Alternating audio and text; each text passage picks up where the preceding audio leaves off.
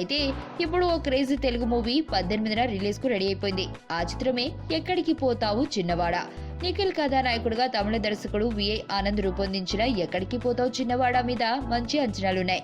ఈ science fiction movie teaser ఇప్పటికే జనాల్లో చర్చనీయాంశమైంది. తాజాగా రిలీజ్ చేసిన పాట కూడా ఆకట్టుకుంటుంది. త్వరలోనే ఆడియో ట్రైలర్ రిలీజ్ చేయనున్నారు.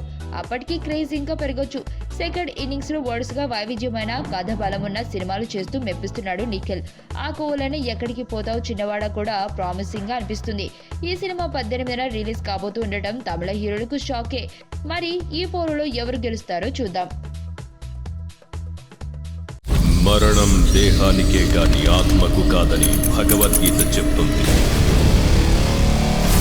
మనిషి బరువెంతున్న మరణానంతరం 21 గ్రాములు తగ్గుతుందని సైన్స్ చెబుతుంది.